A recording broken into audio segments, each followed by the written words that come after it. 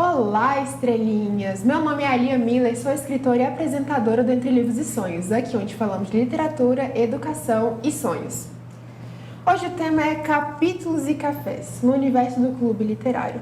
Para isso, trouxemos dois exímios convidados, o escritor Paulo Souza e a escritora, arquiteta e dramaturga Claudine, não é isso? Isso. E começando pela dama, a gente sabe que você é arquiteta, escritora e dramaturga, mas quem é a Claudine de verdade? Eu sou fundamentalmente uma leitora, então a Claudine é uma leitora, antes de tudo. E eu acho que isso também que fez sair, né, da arquitetura e urbanismo e passar por algumas outras atividades, né, no mundo da tecnologia da informação e vim parar na literatura, né, onde eu estou desde 2016. Interessantíssimo. E o Paulo? Quem é o Paulo além do realismo fantástico? O Paulo, além do realismo fantástico, é um cara extremamente apaixonado por literatura. Eu tenho uma frase que eu falo em qualquer evento, acho que a Claudine já deve ter ouvido eu falar, que eu sempre falo: a literatura me salva todos os dias. E isso é um fato absoluto da minha vida. Porque no início da minha vida adulta, né, porque hoje eu estou com 34 anos, mas lá atrás, nos meus 20 e poucos anos, eu estava perdido na vida e comecei a cursar engenharia civil. Ver se tem cabimento. Eu fui cursando engenharia civil, eu sou das letras, eu sou de escrita, e foi a literatura que me deu esse primeiro resgate. Então, desde 2013 que eu estou produzindo resenhas, escrevendo, fazendo também entrevistas, tudo no foco da literatura, principalmente da literatura do Distrito Federal. Eu gosto muito disso que ele fala, que a literatura o salva. Porque eu também repito isso, eu acho que a literatura, ela é salvação, seja na leitura, na escrita. Com certeza.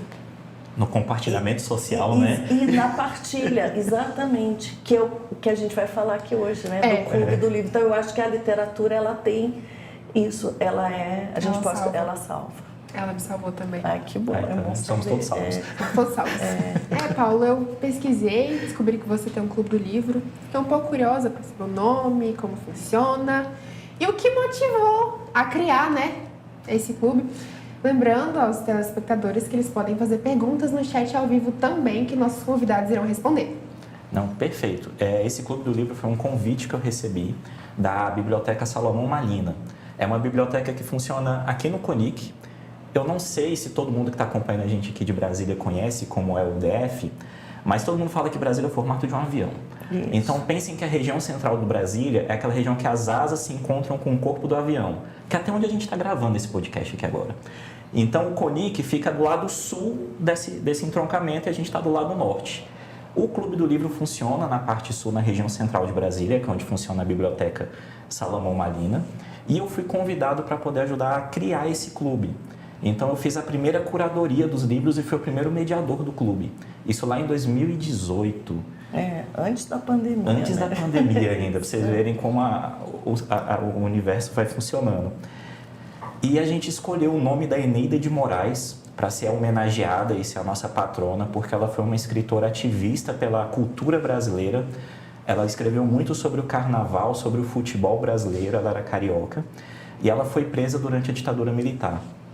Só que a Eneida é uma figura ímpar da nossa cultura, porque enquanto ela estava presa, as pessoas que estavam juntas falavam que durante a noite ela fazia discursos para fazer com que quem estivesse preso não se desanimasse durante os episódios de tortura.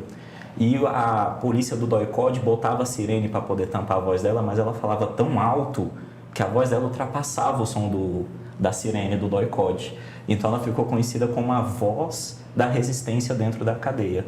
Então a gente quis homenagear ela por conta dessa história dela da cultura e também para mostrar que a literatura, a voz dela ninguém abafa. Isso, literatura é resistência. Literatura é resistência. Então, quando a gente escolheu o nome dela para ser do Clube do Livro, foi isso. Muito bem escolhido. Pois é, ela resistiu até a censura. Até a censura.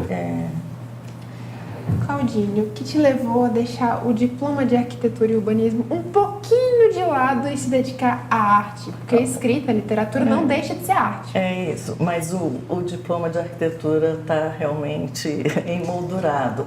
O que fica dentro da gente é porque eu fiz na UNB arquitetura e urbanismo. E nas duas, eu falo assim, nesse campo a gente ganha muito de visão sistêmica. E isso me ajuda para tudo que eu faço na vida. Então, eu acho que essa visão sistêmica é o que eu trago, né, da minha graduação. Mas eu passei pelo mundo, igual eu falei, né, da tecnologia da informação, mas como a leitura sempre foi um prazer, eu sabia que um dia eu ia estar no mundo das letras. Pensava até em fazer como Paulo, voltar para a UNB e cursar letras. Mas eu parti para alguns cursos livres, cursos específicos de literatura. Alguém me perguntou assim, você precisa do diploma? Eu falei, não. Então parta para os cursos livres que você vai ter, né, uma liberdade. E eu venho fazendo isso. Desde 2016 eu venho participando de diversos cursos e conheci clube de livro em 2010, 2011, o que me deixou uma pessoa mais em paz com a vida. Por quê? Eu lia um livro e não tinha com quem conversar. Isso assim, quando eu tinha 10, 11, 12 anos. Meu pai era um leitor, minha mãe também, mas era pai e mãe, eu não tinha pessoas da minha idade. Então, quando eu comecei a trabalhar e ter o meu dinheiro, quando eu gostava muito de um livro, eu comprava 3 exemplares, 5 exemplares e saía dando, tipo, Paulo, lê isso aqui, Alia, lê isso aqui. E depois ficava cobrando, já leu, já leu, já leu. Então, assim, eu tinha o meu clubinho do livro, né, com os amigos. Tem amigo que diz assim, que nunca leu tanto igual quando trabalhou junto comigo. E quando eu conheci clube de leitura, eu falei, gente, que maravilha. Como eu leio muito, eu falava, pelo menos eu tenho agora um dos livros que eu estou lendo no mês, eu vou ter com quem conversar. Nesse clube do livro, que era na afinada Livraria Cultura, eu conheci a Lucília Garcês, que é uma escritora, né, professora de letras e uma ativista no campo, né, de formadores de leitura, de tudo. Né? A Lucília é uma pessoa muito especial. Acho até que ela atuou em alguma coisa na biblioteca de vocês, não é? Isso. E ela me convidou para participar de um outro clube de leitura que ela fundou, onde eu estou até hoje. Ou seja, esse clube, o da cultura já acabou, mas esse clube a gente vai completar 13 anos. É um clube. E desse clube nasceu a ideia da gente formar um clubinho de adolescentes. Aí eu posso falar depois. Mas assim, eu fui para esse mundo da leitura, de clube do livro, de uma forma muito natural. Em 2016, eu falo que eu publiquei o meu primeiro texto, que foi uma adaptação literária para o teatro. Eu adaptei Dostoiévski para o teatro e dirigi. E em 2018, eu publiquei meu primeiro livro. E graças a um coletivo literário com outras escritoras aqui da cidade, o coletivo se chama Maria Cobogó, que o Paulo conhece, o pessoal, e se não fosse elas, talvez eu não tivesse tido a coragem de me expor. Eu fico muito feliz de te conhecer e saber que você conseguiu, tão nova, já, além de escrever, publicar os seus livros. Não, eu tinha tudo na gaveta, mouse de vela, né? Nos drives lá de computador, disquetes, né? Na minha época ainda tinha disquete, aquelas coisas. Isso. Precisa entregar a nossa idade, não, Claudine, que eu também usei disquete. Mas o coletivo me deu a força de publicar e me mostrar. É muito interessante. Olha, e só para dar um adendo na fala dela, eu tive o privilégio de estar nesse lançamento, de quando ela lançou o primeiro livro. E é um livro excelente, vale muito pegar para ler. Desencontros.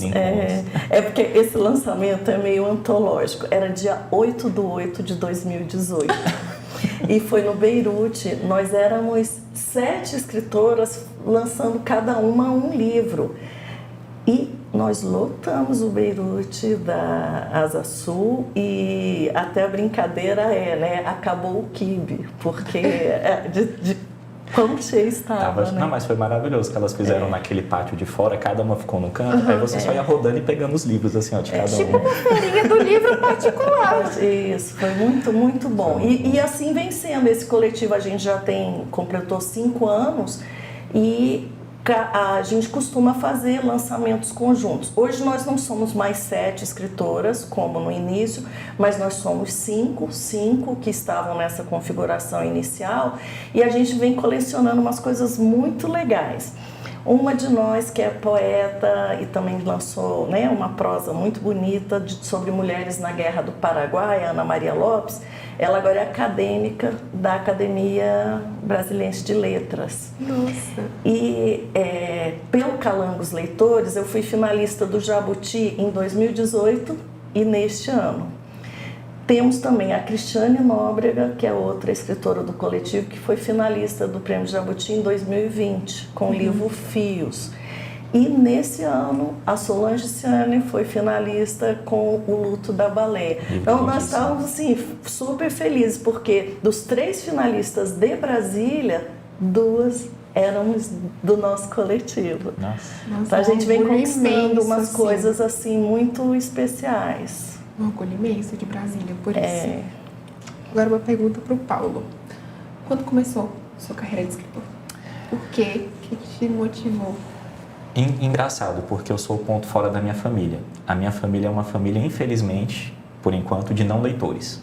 Infelizmente. Infelizmente, mas eu estou conseguindo reverter esse quadro por insistência. Amém. E eu passei por algumas situações meio complicadas na minha vida. Então, por exemplo, eu sou literalmente filho do carnaval. Meus pais se conheceram no bloquinho. Que barato, já dá uma história. Tiveram uma coisa, só que eles não chegaram a casar. O que eu achei de uma maturidade extrema da parte deles, porque eles não se conheciam.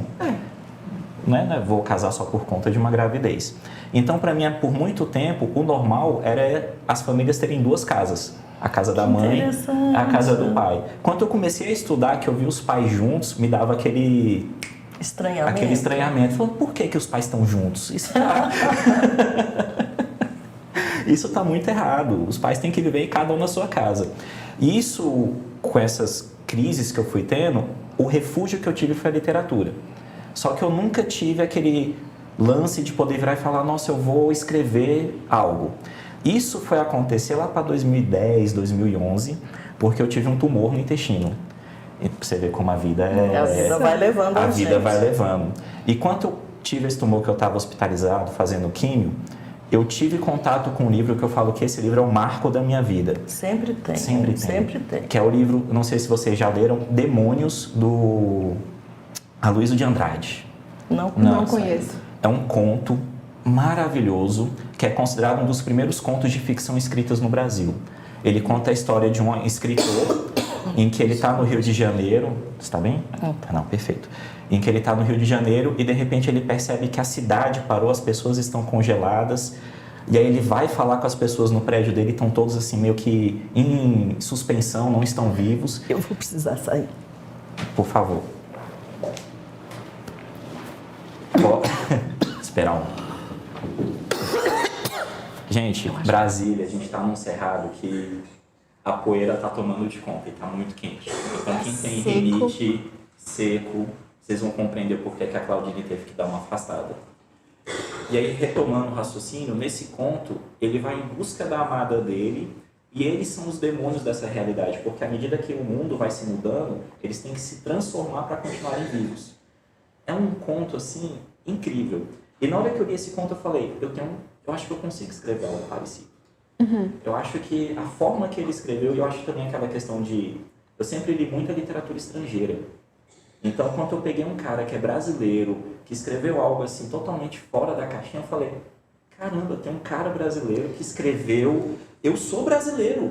Então, se esse cara que tem o mesmo sangue que eu, da mesma terra, se ele conseguiu, eu acho que eu também consigo. E aí eu fui começando a escrever pequenas coisas, fui escrevendo alguns textos, crônicas, contos, até eu me identificar dentro da minha linguagem literária, que é o realismo fantástico. Então foi a partir daí que eu comecei a me apaixonar ainda mais pela literatura.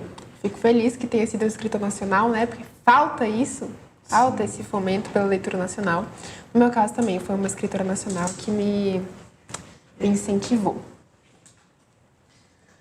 Claudine. Eu coloquei isso aqui, acho que foi o Aaron. Foi o Aaron, né? Acho que foi. Mas vamos continuar. Pronta? Uhum. Projeto Calango Leitores. Como você chegou até ele e a pergunta principal, quais os seus sonhos para ele? Vou começar pelo sonho, que o sonho acho que é o mais importante, porque ele move a gente. Eu queria que em toda escola, qualquer escola do Brasil, né, vamos falar do Brasil, tivesse um clube de leitura. Seja essa escola pública ou particular. Porque os clubes de leitura, eu vou falar por mim. Gente, eu vou tossir de novo. Pra mim tá perfeito, Claudine. Perdão. Mil perdões. Ele nos dá, em primeiro lugar, o narrador. A narrativa é algo que a gente precisa como ser humano. Vocês sabem disso. Sim. Então, um livro é um narrador que está conosco. Então, a leitura nos permite carregar um narrador e ter ele à nossa disposição quando a gente quiser. E a outra necessidade fundamental é a nossa vida em grupo, em comunidade. E o Clube do Livro nos permite essa partilha profunda sobre temas que a leitura suscitou. E é muito lindo porque o livro é um para o escritor, é outro para os leitores. E cada leitor acrescenta. E muitas vezes eu reli livros porque a visão da minha companheira de clube, do meu companheiro, me abriu o olhar para outra camada. Fala, gente, mas como que eu não percebi isso? Então, vou reler esse livro. Isso é muito lindo. E imagina, esse clube de leitura que eu citei, da Lucília Garcês, quando nós completamos 5 anos de clube, isso no ano de 2016, o poeta e escritor Wilson Pereira, você deve conhecê-lo. Conheço. Ele falou, tá muito bonito a gente ficar aqui se reunindo e crescendo como pessoa e como leitor. Mas o que a gente está fazendo pela sociedade? Eu acho que a gente deveria levar a nossa experiência para um grupo de leitores adolescentes numa escola pública. Assim nasceu a ideia. E nós procuramos, não vou dar aqui os detalhes, mas começamos um grupo. Em agosto de 2016, começou o primeiro clubinho no CEDILAM, que é um Centro Educacional do Lago. Atende primordialmente adolescentes que moram no Varjão, às vezes Itapuã, Paranoá, mas muito do Varjão. A gente começou a nossa imagem e semelhança, ou seja, nós éramos 24 adultos no clube. Nesse clube nós temos escritores tipo Nicolas Ber, Margarida Patriota, hoje Clara Regui, são pessoas assim, Ana Maria Lopes, Alberto Bresciani. Top da nossa produção literária. Isso, e outros que não são também escritores, mas amantes de literatura, ou outros ex-professores de português, de letras. A ideia era o quê? Cada um de nós daria um livro de presente para aquele aluno e ele ou ela leriam o livro e ficariam com o livro para ele. Então, isso deu a marca do nosso clube. E as características. Eles entram voluntariamente, não ganha ponto por participar do Clube do Livro. Que é importante. Ganha o livro. O livro permite que cada um crie sua experiência de leitor. Que leitor que você é? Você faz marquinha, você faz desenho, você anota nas bordas, você deixa limpo, imaculado. E que ele empreste o livro. Ele vira formador de novos leitores na sua comunidade. Então, essas características do Clube do Livro foram mantidas, ou seja, ele ganha o próprio exemplar, todo mundo lê a mesma edição do livro, e para isso a gente precisava do financiamento, né, dessas pessoas. E começou, deu certo. A hora que eu vi, a gente tinha o dinheiro para abrir o segundo clubinho, e aí foi indo. Ai, se continuar assim, vocês e os integrantes vão dominar o mundo. Atualmente a gente está com três. Com um financiamento público, tipo um FAC ou uma LIC, né, que é a Rouanet local, talvez eu consiga dobrar esse número para o próximo ano. Mas o meu sonho era que toda a escola pudesse ter uma, né? Não, e é muito legal essa fala da Claudine, porque a gente também tem que olhar, tipo, o que são clubes do livro, né? Então, por exemplo, eu convidar a Claudine para a gente ler um livro igual ela fazia, se são duas pessoas compartilhando de uma leitura, já é um clube do livro. Com certeza. Quando a gente tem pessoas que idealizam o clube dos livros, a gente tem que pensar, esse clube é para formação de leitores ou é para perpetuação daquele leitor que na vida adulta acha que não tem tempo para ler? Ah, sim. Então, assim, a gente também tem que ir pensando que os clubes do livro, eles têm os seus objetivos, as suas características. Isso. Então, por exemplo, o dela é formação de leitores. Com certeza. O que é louvar, assim, é magnífico para a construção, principalmente num país onde a gente vê os resultados do PISA que saíram ano passado. Então, qualquer tipo de trabalho que fomente a interpretação de texto, a leitura e a qualidade de leitura tem que ser aplaudida de pé. O que já é diferente do Clube da Eneida de Moraes, onde a gente tem o nosso público maior para adultos. E adultos que a gente vira e fala, você ainda consegue ler. Não é porque você está trabalhando que você tem suas demandas da vida adulta, boletos. Quer dizer, é uma forma de incentivá-los, né, a criar um tempo para ler. Ele falou do PISA, que é uma pesquisa recente, mas eu trouxe aqui também a pesquisa Retratos da Leitura no Brasil. Ela é realizada a cada 4 anos. Teve uma em 2015 e uma em 2019. O resultado é muito alarmante, porque o número de leitores de 2015 para 2019 diminuiu. Nós tínhamos, sofreu uma retração, a gente tinha em 2015 56% de leitores, em 2019 52%. E o que eles consideram um leitor? É uma pessoa que leu um livro inteiro nos últimos 3 meses, não necessariamente de literatura. Se for olhar o livro de literatura, o percentual seria menor ainda. Tá? Então, eu digo, iniciativas como essa da Biblioteca Salomão e como Calangos Leitores, a gente já está contribuindo para reverter esse quadro. Sim. Porque no caso dos Calangos, nós conseguimos fazer em cada clubinho de 8 a 10 reuniões por ano. E como eles ganham e leem esse livro, eles vão chegar ao final daquele ano com 8 a 10 livros lidos. E na sua estante. Na sua estante. A gente teve uma reunião semana passada de um dos clubes que começou em 2021. Então eles estavam no 3º ano, e 3º ano no clube. A gente fez umas fotos, tinham 25 títulos que eles leram ao longo desse tempo. Então, assim, no mínimo, eles leram esses 25 livros ao longo desses 3 anos. Olha como que a gente contribui, né, para elevar a média. Já é mais do que a média da maioria das pessoas. Muito mais. Assim, se continuar do jeito que você falou, de cada aluno presentear outro aluno com o livro, daqui a pouco vocês vão ter dominado o Brasil inteiro. E muito os pais, muitos dizem, eu contei a história desse livro para minha mãe enquanto eu lavava a louça. E aí ela se interessou, pegou o livro para ler. Que maravilha. Acontece com a minha mãe também. Aí já vira um clube do livro familiar. Com certeza. E sua mãe deve saber disso. A relação pai-filho, né, principalmente quando a gente está na adolescência, não é, como é que fala, fácil. E você ter um objeto o livro, uma leitura, promovendo uma mediação nessa relação familiar, é lindo. É lindo. Ainda mais um livro, né? Uma coisa tão rica. Tão rica, exatamente. Os seus livros, você já participou de algum clube do livro com o seu livro, que discutiu o seu livro? Já, em 3 ocasiões. Nossa. Uma escola de Olinda, Escola Nossa Senhora de Aparecida. Eles adotaram o meu livro para ser trabalhado com o 3º ano, por conta da temática dele.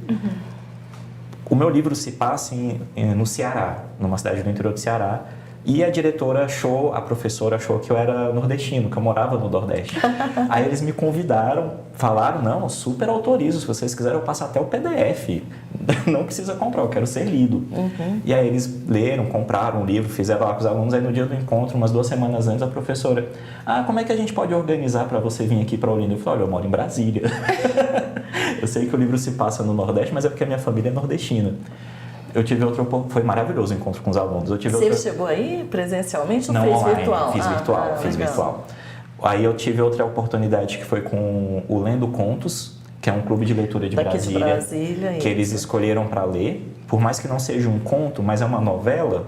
Quer dizer, podia falar um conto longo, Um né? conto longo, ali a novela, aí eles adotaram, foi maravilhoso também, porque eles me deram percepções que nem eu tinha... É muito legal. É muito legal isso. E outra do Eneida de Moraes, que eles fizeram uma surpresa quando eu saí da mediação, que eu não estava fazendo mais a curadoria, eles quiseram me homenagear lendo o meu livro, dentro do clube que eu ajudei a fundar. Muito bom, né? Uma honra, né? Foi uma honra. Eles fizeram de surpresa, né? Tipo assim, agora é outra pessoa que está mediando, a Thalita. Aí passam uns 2 meses, ela falou, o mês que vem é o Paulo, porque ele ajudou e que não sei o quê. E ela fez questão, ele não pediu para ser lido, é a gente que está querendo homenageá-lo. E é sempre uma troca muito boa. Muito legal. Uma felicidade imensa. Nossa, é bom demais. Claudine, aqui tem uma pergunta para você. Onde podemos adquirir seu primeiro livro? Uma pergunta de um telespectador. Eu vou falar olhando para a câmera.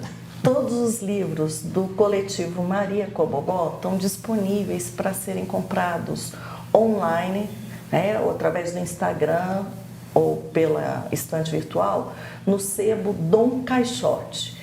No Instagram é Dom Caixote Sebo, porque isso vale para qualquer lugar do Brasil. E em Brasília, nós estamos nas livrarias da Asa Norte, umas livrarias muito charmosas. São lindas.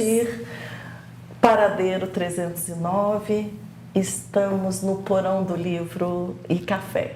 Então, temos esses lugares. O Porão é um reduto que muito bom de frequentar. Exatamente. As livrarias de Brasília são lindas, uma gracinha. Então, estamos aí. Então, pode ser encontrado. Outra pergunta para você, essa é minha mesmo. Tá.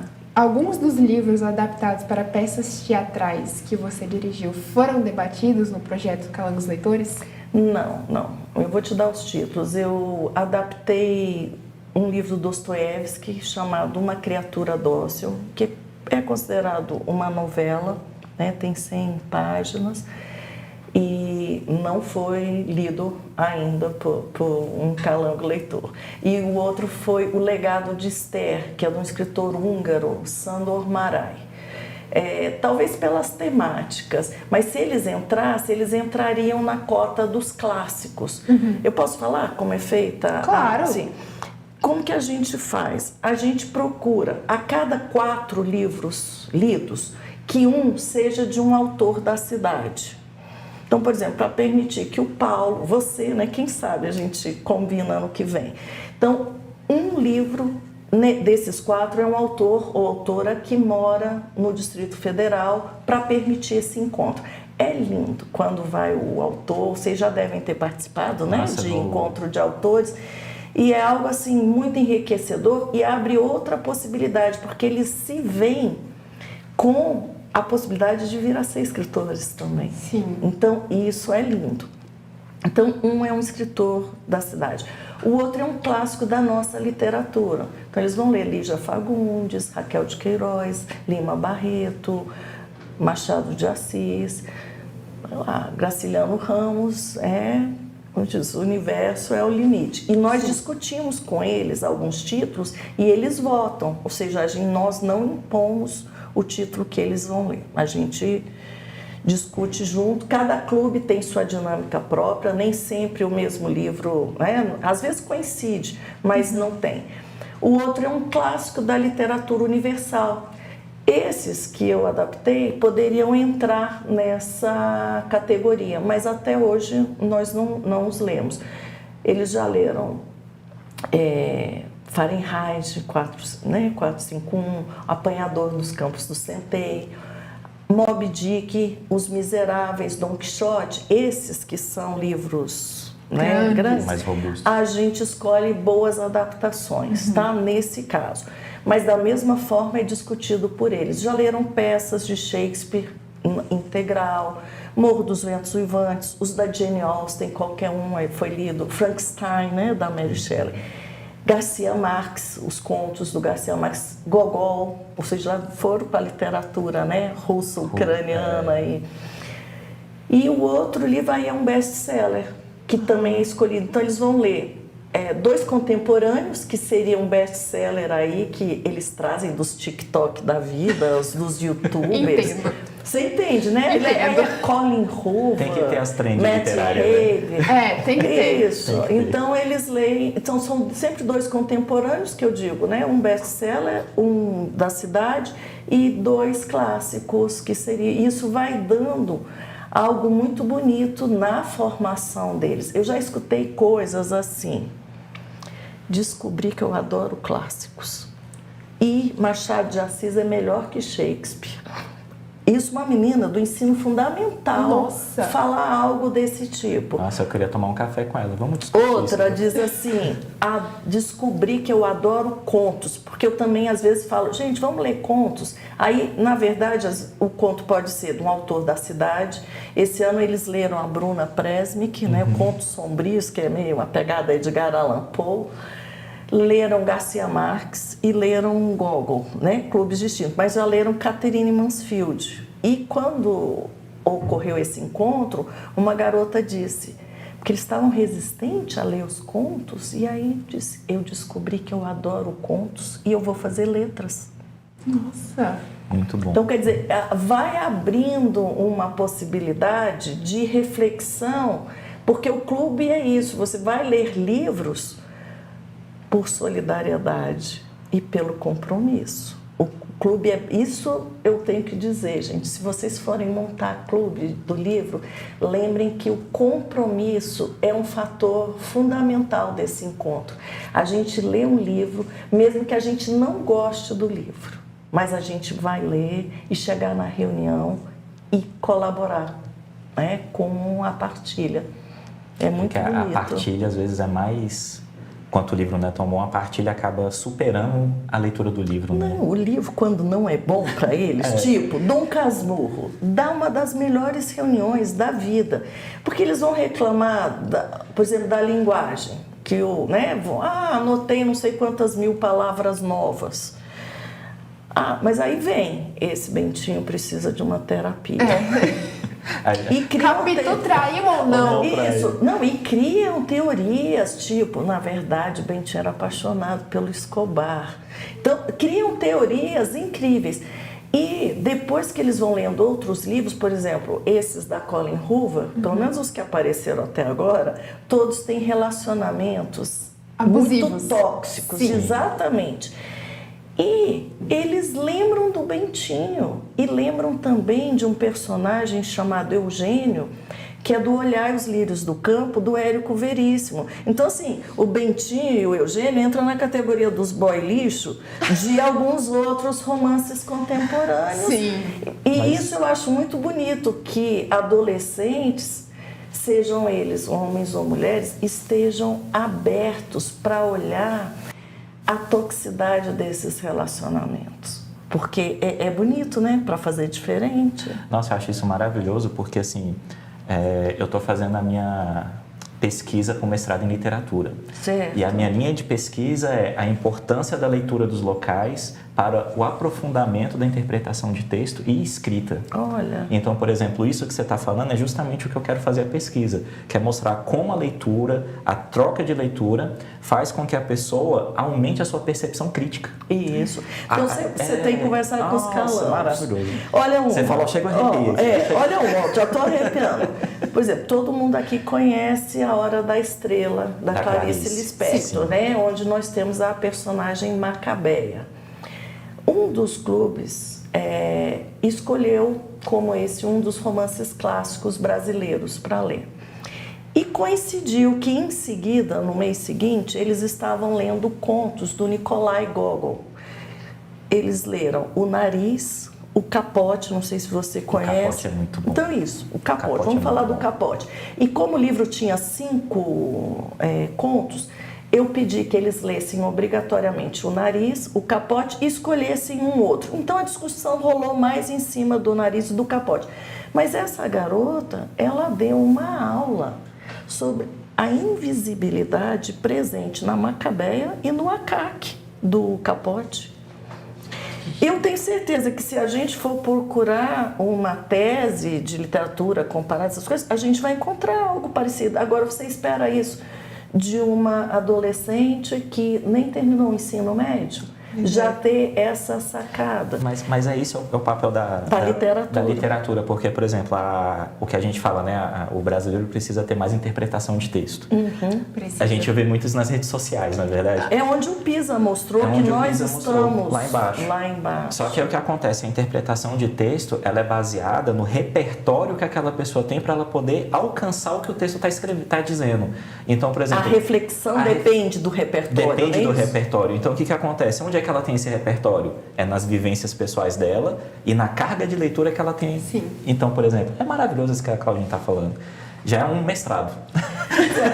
Falar em referência. Esse livro eu indico muito para quem curte leitura, formação de leitores. É da Marina Colasanti. É uma coleção de ensaios, palestras que ela deu. Se chama Fragatas para Terras Distantes. Deixa eu passar para ela. Isso.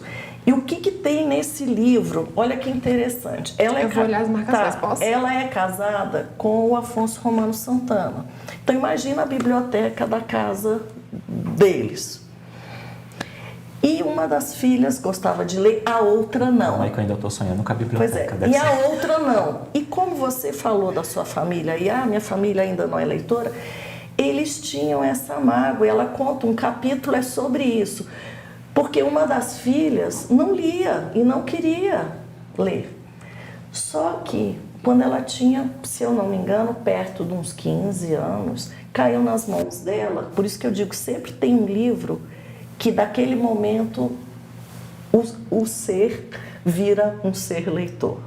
Caiu nas mãos dela o livro que se chama Eu, Cristiane F., acho que é Drogada, Prostituída. É um título assim. E a menina leu esse livro e depois, não queria sair do quarto para ler, ela conta aqui. A menina apaixonou por leitura e começou a visitar a estante dos pais e não parou mais de ler. Agora, qual a importância desse livro? É um livro de uma adolescente em situação de risco. E por que a leitura foi importante? Porque providenciou a ela experiências muito duras, mas no conforto do quarto dela. Então ela passou por, como diz, ambientes de droga, de prostituição, de outras violências, mas como? Através do livro. É o que eu falo, né? Avião nenhum no mundo te leva onde o livro leva. E é isso. E o título aqui, ó, Fragatas para Terras Distantes, é da Emily Dickinson. Ela diz que os livros eram fragatas para terras distantes. E ela foi uma escritora, parece que nunca saiu da cidade, da terra natal dela, e conseguiu escrever tanto e viajar através dos livros. É a famosa frase, né? Se você quer ser universal, cante a sua aldeia. Exatamente. Na verdade. Isso é perfeito. Claudine, qual grande sonho literário ou dramatúrgico te move a continuar nesse meio artístico e ainda incentivando, né, jovens leitores? Eu acho que é a paixão pela literatura, porque a gente precisa de uma crença que a literatura pode transformar pessoas e pessoas podem transformar o mundo. Isso é uma frase do Mário Quintana, né? Os livros não transformam o mundo, os livros transformam pessoas, pessoas transformam o mundo. Então, eu acho que tanto na minha escrita, na minha dramaturgia, e quanto nesse trabalho com os calangos, eu me enxergo trabalhando, eu digo assim, no universo de ajudar a ter consciência, porque no momento em que você pode ajudar as pessoas fazerem reflexões e essas pessoas serem transformadas, elas podem virar um cidadão crítico. E esse cidadão crítico tem potencial de melhorar o mundo. Transformação real. É quase inalienável. É Né? isso. Agora tem uma pergunta que, pra mim, Ali, eu percebi que está com seu novo livro na mesa. Poderia falar um pouco sobre ele? Então, Eba! esse aqui é meu novo livro, Fantasma da Fita de Cetim. Vou deixar vocês um pouquinho curiosos, mas a garota morreu, a Stella Carter. O livro se passa todo com ela morta, enquanto o namorado passa o livro todo procurando pelos vestígios que ela deixou por aí. Esses vestígios são fotos deles, pistas rimadas e pedacinhos de fita de cetim. Que a fita de cetim dourada... A fita de cetim dourada, ela era a aliança deles, que eles andavam com fitilha amarrada no braço esquerdo. E, né, o livro se passa de trás para frente, os capítulos são intercalados. Os capítulos antes são de trás para frente, desde o momento que ela morreu até quando ele conheceu ela. E os agora são em ordem cronológica, desde quando ela morreu até o momento que eu não vou falar o que acontece, né? Não fala não, porque aí é spoiler. Mas então vamos ficar aqui, calando os leitores, pelo menos um clubinho. Vamos conversar. Com certeza. Como, pessoal, como faremos pra gente ler a Lia Miller no próximo ano. Eu já te convido pra reunião. Eu vou pra reunião. Considerações, convites ou conselhos aos nossos telespectadores, né, Claudine? Olha, eu vou dizer o seguinte, como o trabalho que vocês fazem, né, aqui, eu acho que é muito ligado à área de direitos humanos, eu gostaria que todo mundo lesse o ensaio chamado O Direito à Literatura, do Antônio Cândido. Ele está disponível na nossa página calangosleitores.com.br, tem uma aba escrito Inspiração. Cliquem nessa aba, vocês vão encontrar 2 presentes lá. O ensaio do Antônio Cândido, o direito à literatura como um direito humano inalienável, e vão encontrar também uma cartilha, Como Formar um Clube do Livro. Essa cartilha foi escrita pela Lucília Garcês. Então, com certeza eu vou ler. E dos seus livros, Claudine, qual você acha que nosso público deve ler? Sonhadores, leitores ou mais? Bom, infelizmente eu não trouxe aqui, mas o meu livro mais recente, ele se chama Francisco. Ele se passa numa cidade que eu não digo aonde, mas essa cidade tem uma ponte e tem um palácio do governo. E ele é um livro ilustrado. E quem ilustrou é uma artista que mora aqui na cidade, Carmen Santiago. Então, na ilustração, o personagem passeia por Brasília.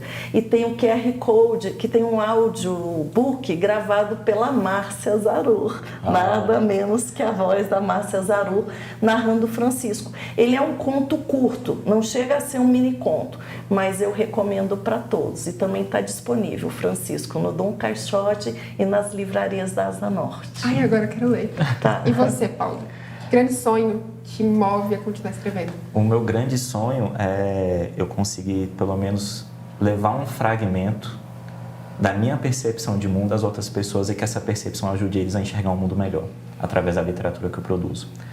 E eu só consigo fazer isso porque eu me identifiquei dentro do realismo fantástico, que é justamente pegar uma realidade muito dura, muito difícil, extrapolar essa realidade com elementos fantasiosos para a gente poder fazer uma crítica que seja mais fácil de se falar do que falar aquela realidade bruta. Vai ter reedição? Vai ter. Então, calando os leitores, por favor, vamos pedir que assim que tiverem disponíveis, a gente também leia Clarice, um dos clubinhos. E assim, o meu sonho também é, além de eu conseguir produzir a minha literatura, é eu conseguir ajudar com que a literatura alcance novos espaços. Então, por exemplo, hoje eu faço parte do Sindicato dos Escritores do Distrito Federal. A gente conseguiu, em conversa junto com a Universidade de Brasília, colocar trechos de livros de autores do DF dentro do vestibular e do PAS da UNB. Então, Nossa, ou seja, é uma... Com certeza. É uma forma Conquista. de colocar conquista. A gente está em conversa com a Secretaria de Educação para a Secretaria de Educação finalmente adotar livros de autores do DF na grade curricular e não professores isolados que reconhecem os nossos talentos trabalhar em turmas isoladas. Não, ser uma coisa oficial, de grade curricular. Eu estou participando agora de um grupo de pesquisa fui convidado para esse grupo de pesquisa na Universidade do Distrito Federal, essa que inaugurou agora, no Lago Norte. Eu estou no grupo de pesquisa para a gente ver como é trabalhada a literatura do DF nas escolas públicas. Que bom. Para a gente poder levantar dados para auxiliar a fazer políticas públicas baseadas em dados e evidências. Então, ou seja, a gente levar os dados, falar, a literatura do DF não está sendo trabalhada dessa forma, e há esses caminhos. E esses caminhos é o Calango Leitores, é uma forma mais institucionalizada do governo trabalhar a literatura dentro da escola.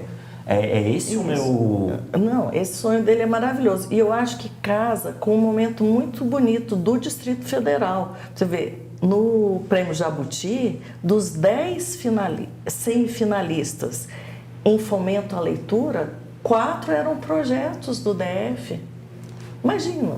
Que orgulho de Brasília. Então, eu acho que Brasília pode, esse é um sonho meu, vir a ser conhecida pela literatura que é produzida aqui e por fomento à leitura e formação de leitores. Eu acho que Isso é um sonho. Isso, eu acredito muito que Brasília tem que ser o exemplo para o país. Isso. Eu acho que nós, como...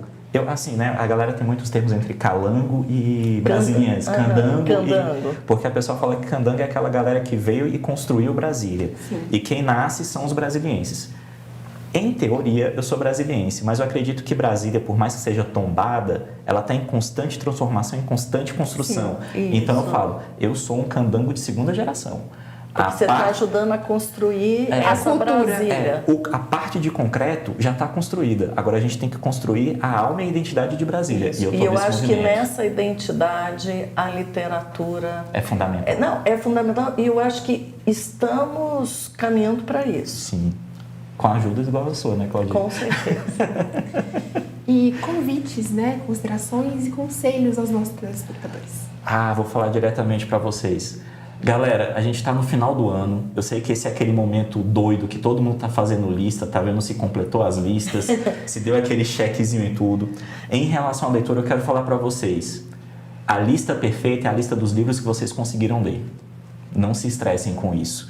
Outra também, se você não conseguiu ler o livro, é porque ou você não está preparado para o livro, ou o livro não está preparado para você naquele momento.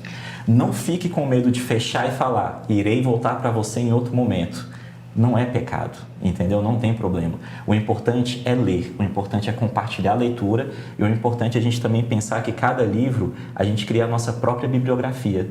E a minha biblioteca pessoal é diferente da Claudine, que é diferente da Ália. Então, por exemplo, cada ser humano, cada leitor é um universo inimaginável de leituras. E eu acho isso maravilhoso. Isso. Posso fazer um pedido? Claro. Eu acho que todos nós que amamos a literatura e gostamos de ler, a gente tem uma missão em formar pelo menos mais um leitor. Então eu acho que quando a gente gosta de um livro, a gente deve apresentá-lo para alguém que a gente goste. Deve, com certeza. É isso, apresentem um livro que você gostou para alguém, né, das suas relações e digam, por favor, leiam. E com isso eu acho que a gente vai contribuir para reverter esse quadro e o Brasil poder ser considerado um país leitor. Eu vou pegar esse gancho de vocês dois, né, da lista caótica do final do ano e de repassar livros, né? Para quem está em dúvida do que dar de presente de Natal a alguém, dê um livro.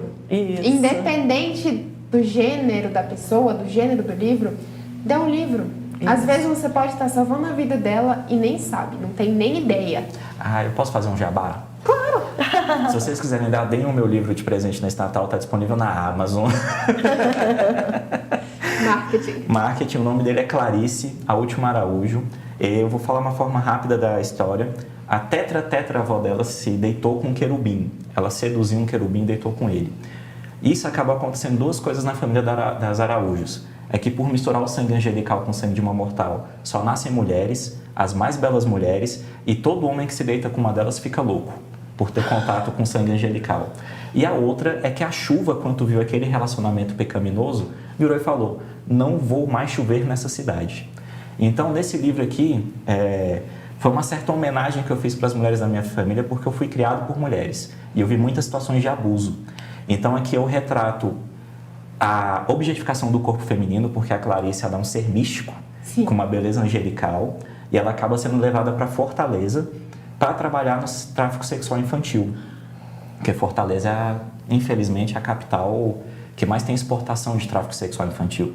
Só que por ela ter o sangue angelical, ela acaba quebrando um pouco esse sistema. E a outra é a chuva, porque quando ela decide não chover mais nessa cidade, é uma cidade do interior do Ceará, e a chuva eu tento representar essa questão do abandono que o Brasil tem pelo seu interior, de não querer olhar para os problemas do interior. Então é um realismo fantástico trabalhado aí nessas temáticas. Tem uma dúvida. Você falou que todo homem que deita com as mulheres Araújo fica louco. A tetra-avó dela ficou louca também? Não, Os homens. o homem que fica. O homem não é que ela. fica louco. Ah, a mulher não. A mulher não, ela continua. Entendi. Quero agradecer a participação de vocês. Obrigada. Obrigado. Agradecer por ter aceitado esse convite, né? Eu tenho certeza que nossos telespectadores ficaram muito felizes, né?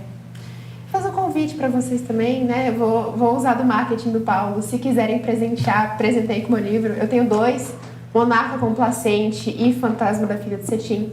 Monarca Complacente está disponível na Amazon, na Americanas e no site da Viseu.